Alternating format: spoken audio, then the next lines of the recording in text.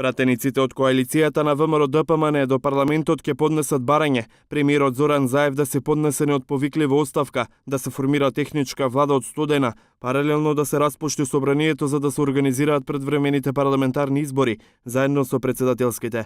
Централниот комитет на опозицијската партија ВМРО-ДПМН одлуката ја донесе за да има двојни избори на ист трошок. Бидејќи во минатото не обвинуваа дека наводно сме барали избори, а сме молеле Бога да не ги добиеме изборите, еве, сега ќе има можност тој, СДСМ, но и владеачката коалиција, владиното мнозинство, да одлучат и да прифатат или да го одбијат предлогот на ВМРО-ДПМН во рамките на следните неколку дена, па граѓаните на Република Македонија да видат кој е за, а кој е против одржување на предвремени парламентарни избори, кој бара, а кој моли Бога да истите не ги добија.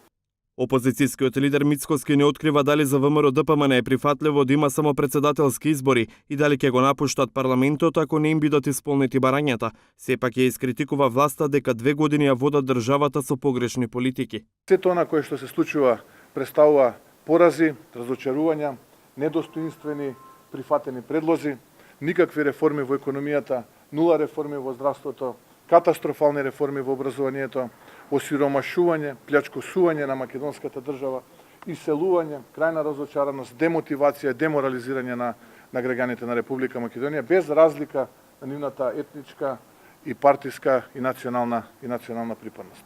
Владеачката партија СДСМ преку соопштение на Мицкоски му порачува после поразот на следните избори да размислува за сопствената оставка. Христијан Мицкоски е во паника поради влезот на Македонија во ЕУ и НАТО, а токму влезот во НАТО и растот на платите се најголемиот пораз за антизападниот Мицкоски. На агендата на владата предводена од СДСМ се странски инвестиции, поврат на ДДВ за физички лица, раст на плати и нова победа на следните избори. Влада која сите своји капацитети ги вложува во силна економија и која создава шанса за сите граѓани не размислува за оставка, туку за интересите на граѓаните. Економскиот поход на владата предводена од СДСМ го тера Мицкоски на панични партиски реакции затоа што тој размислува само за својот и за интересот на неговите антизападни ментори. СДСМ во петокот не одлучи дали за владеачката партија се прифатливе предвремени парламентарни избори. Имаат поделени ставови за и против двојни избори. Подпредседателката на СДСМ Радмила Шекеринска за 1 ТВ рече дека се партија во која се дебатира без да се сервира ставот.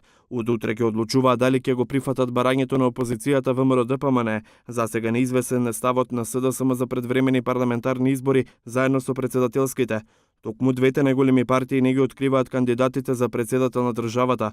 ВМРО-ДПМН на 16 февруари ќе излезе со кандидатот, СДСМ пак на 3 март ќе каже кој од нивна страна ќе биде кандидат за председател.